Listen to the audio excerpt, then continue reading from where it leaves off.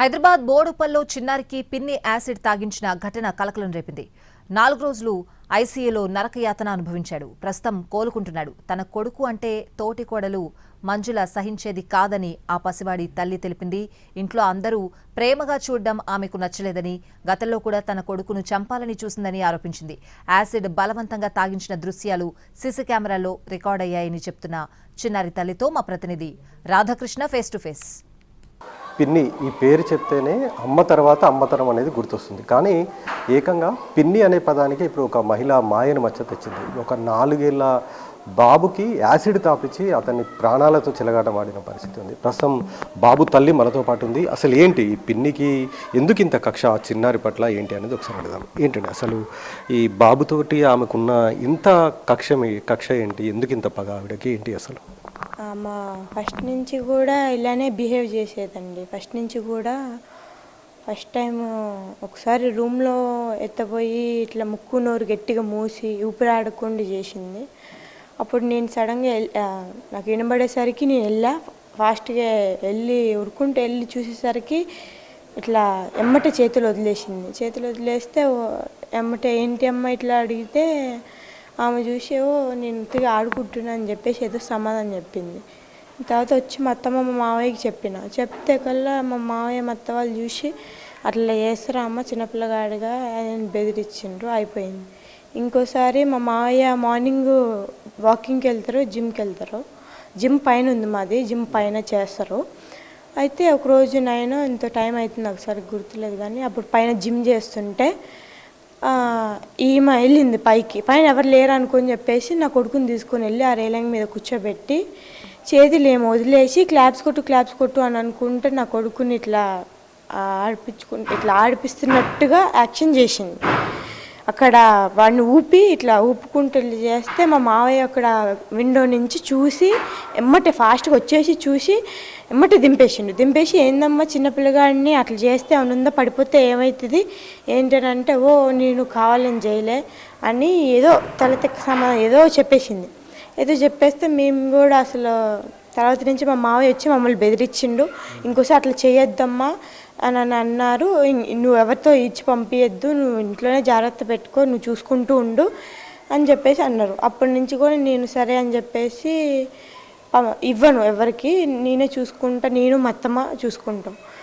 తర్వాత ఒకరోజు ఇంతకుముందు ఈ సిచ్యువేషన్స్ అయిన తర్వాత కూడా ఒక్కొక్కసారి వాడు ఏదైనా చేసినా కూడా వాడిని అరచడం, వాడి మీద వాడిని కొట్టడం, అట్లా బెదిరియడం, వాడిని అట్లా చేసేది చాలా. చేసినప్పుడు మేము చెప్తా అట్లా కాదమ్మా ఇట్లా వాడు ఏమైనా అన్నడా చేసినానని నేను వాళ్ళ దగ్గర పంపించకుండా నా దగ్గరే ఉంచుకునేదాన్ని. దాని తర్వాత మా మావయ్య ఇట్లా పచ్చబొట్టు వేసుకొని వచ్చిన తర్వాత ఆమె ఇవన్నీ జరిగేటప్పుడు ఆమె ఒక మైండ్ సెట్లో ఉంది, మేము వెళ్ళిపోవాలి, ఇంట్లో ఉండకూడదు, మా ఆస్తి మేము తీసుకొని వెళ్ళిపోవాలి అని చెప్పేసి అట్లా ఉంది.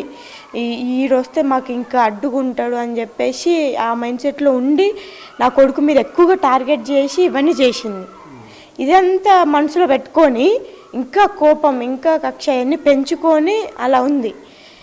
తర్వాత ఒకరోజు మా మావయ్య టాటో వేయించుకొని వచ్చిన తర్వాత మా మావయ్యని పట్టుకొని అడిగింది. తర్వాత నా దగ్గరికి వచ్చి మీ పెద్ద కొడుకు పెద్ద కోళ్ళు అంటేనే పెద్ద మనోడు అంటేనే చాలా ఇష్టం, అందుకే మీ కొడుకు పేరు వేసుకుంటారు, మీకే ఆస్తి ఎక్కువ ఇస్తారులే అని చెప్పేసి నాతో డైరెక్ట్గా అన్నది. అయితే నేనేమో అలా కాదు మావయ్యకి ఇద్దరు ఇష్టమే అని చెప్పేసి అని అంటే అట్లా కాదులే అని కొంచెం అది వేరేగా మాట్లాడింది. నేను మా మావయ్యకి వెళ్ళి చెప్పంగానే మా మావయ్య కూర్చోబెట్టి కాదమ్మా పెద్ద కొడుకైనా చిన్న కొడుకైనా పెద్ద మనోడైనా చిన్న మనోడైనా నాకు ఇద్దరు ఇష్టమే, నువ్వు అట్లా ఎప్పటికీ అనుకోవద్దు అని చెప్పేసి మా మావయ్య అన్నారు. అంటే సరేలే అని చెప్పేసి ఆమె అన్నది. అయితే ఈ ఇన్సిడెంట్ ఏదైతే ఉందో 9th రోజున జరిగింది, అది జరిగే ఒక 10 days 15 days ముందు ఆవిడ వాళ్ళ అమ్మ వాళ్ళ ఇంటికి వచ్చింది. వాళ్ళ అమ్మ వాళ్ళ ఇంటికి వెళ్ళి ఒక 1 week అలా ఉండి వచ్చింది. మరి వాళ్ళ అమ్మ వాళ్ళే చెప్పిండ్రో ఇలా చేయమని, వాళ్ళ అక్క వాళ్ళు చెప్పారో తెలీదు, కానీ వాళ్ళ అక్క వాళ్ళందరూ కూడా ఇలా ఒక సైకో బిహేవియర్ అట్లా చేసేవాళ్ళు. వాళ్ళ అమ్మ వాళ్ళ ఇంటికి వచ్చిన తర్వాత నుంచి మాతో ఇంకా వేరే వాళ్ళని చూసినట్టుగా ఒక దూరంగా పెట్టేసి మమ్మల్ని అట్లా ఉండేది. ఈ ఒక 15 days నుంచి అట్లా కూడా మేమేమో నార్మల్గా మా పని మేము చేసుకుంటూ ఉండేవాళ్ళం. ఆ రోజు ఏమైందంటే మా మావయ్య మా మరిది ఇద్దరు, అంటే వాళ్ళ ఆవిడ వాళ్ళ ఆయన మా మావయ్య ఇద్దరు ఊరెళ్ళిండ్రు దాని ముందు రోజు. అయితే మా ఆయన, నేను, మా అత్తమ్మ, మా పిల్లలందరం రూమ్లో ఉన్నాం. కొద్దిసేపు దాకా రూమ్లో ఉన్నాం. తర్వాత నేను బయటకు వచ్చి ఏదో పని ఉంటే చూసుకొని మళ్ళీ లోపలికి వెళ్ళిపోయినా. అప్పుడు మా ఇద్దరు పిల్లలు ఇక్కడ బయట ఆడుకుంటున్నారు. నా కొడుకు కార్తిక్ బ్యాట్తో ఆడుకుంటుంటే ఇంకో అని ఏదో చూపించి పిలిచి లోపలికి పిలిచి లోపల ఏం చెప్పిందో తెలీదు, ఏం చేసిందో తెలీదు. అక్కడి నుంచి ఇక్కడ గట్టిగా పట్టుకొని లాక్కుంటూ కిచెన్ రూమ్లోకి వెళ్ళింది సార్.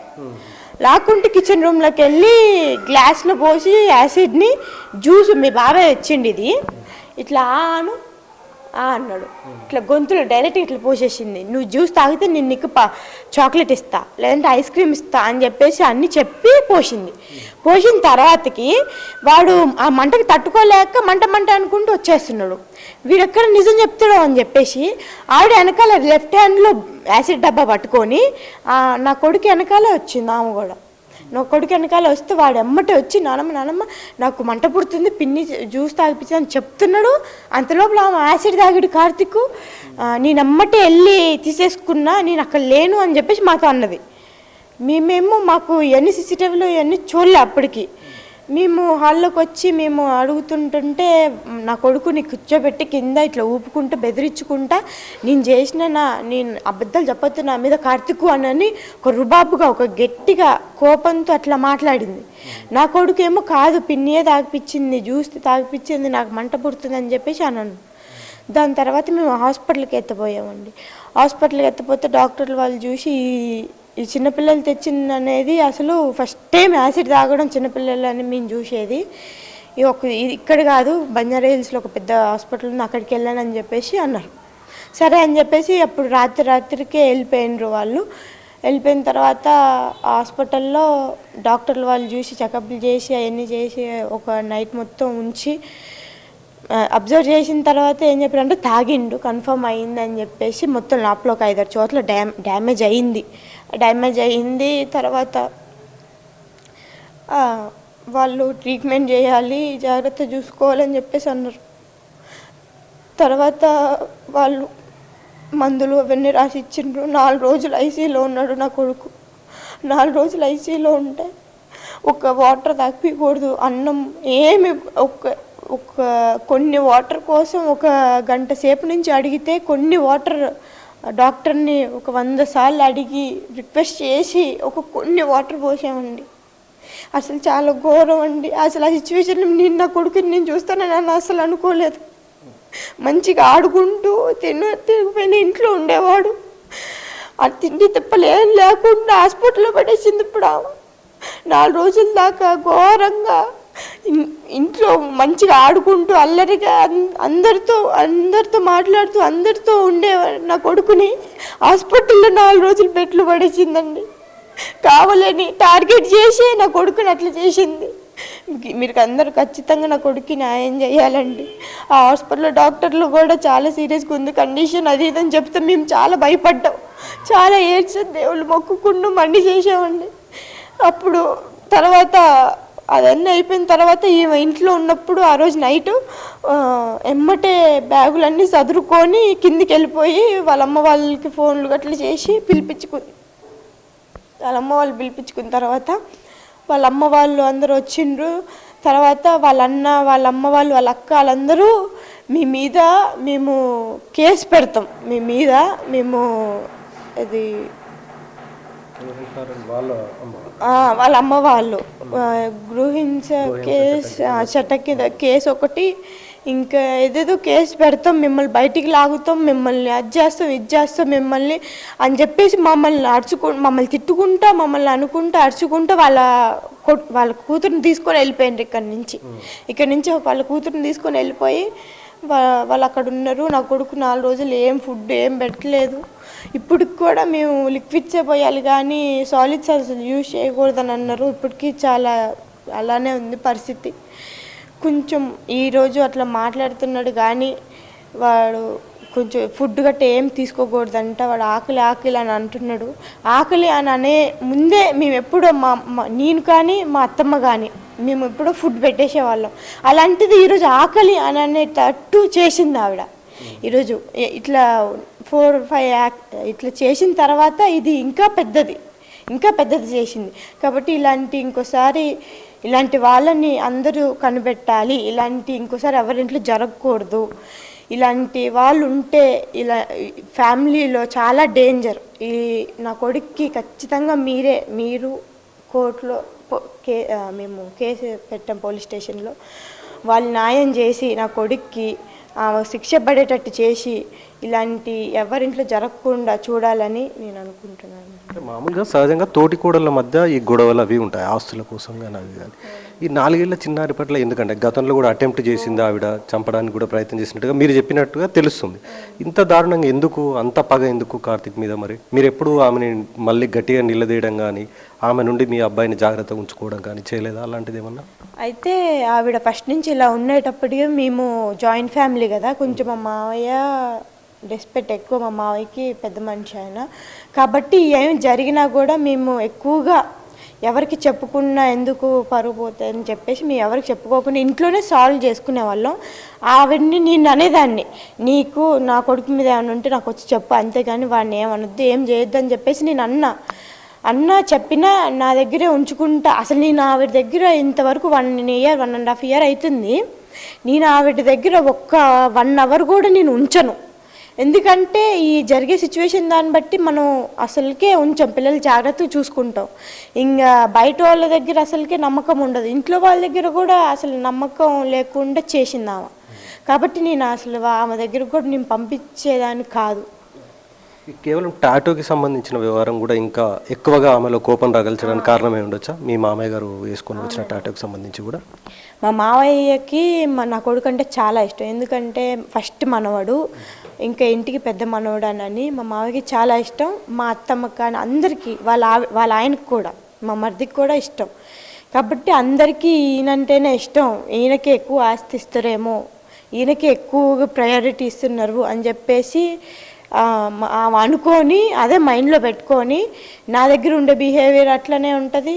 ఇంకా ఆమె కూడా అట్లనే బిహేవ్ చేస్తుందండి. వాళ్ళు ఇంత చేసిన తర్వాత కూడా కనీసం ఆ రోజు కూడా ఏం కాదని చెప్పేసి అనకుండా మా మీదే రివర్స్ అయిపోయి, వాళ్ళు కొంచెం కూడా తప్పు చేసిన పశ్చాత్తాపం లేకుండా, వాళ్ళకు కొంచెం కూడా భయం అనేది లేకుండా, వాళ్ళు ఎంత ఎట్లాగో అసలు వాళ్ళంటే వాళ్ళు చేసేవన్నీ ఇలాంటివే.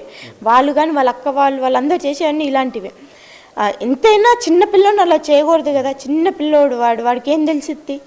చిన్న పిల్లగాడిని అట్లా చేసి అంత దారుణంగా, ఎంత ధైర్యంగా వాళ్ళు మమ్మల్ని తిట్టుకుంటూ, మమ్మల్ని అనుకుంటూ, బెదిరించుకుంటా వాళ్ళు వెళ్ళిపోయినరు ఎంత ధైర్యంతో. ఇప్పుడు కేసు పెట్టాం కదా, దాన్ని బట్టి చూద్దాం అని చెప్పేసి అంటున్నారు. మా మావయ్య కూడా అలానే ఉన్నారండి. ఖచ్చితంగా మాకు న్యాయం జరగాలి అని చెప్పేసి నేను మీడియా వాళ్ళని కానీ, ప్రజల్ని కానీ, పోలీస్ వాళ్ళని అందరినీ కోరుతున్నానండి. ఎందుకంటే ఇలాంటి సిచ్యువేషన్ ఎవరికి రాకూడదు.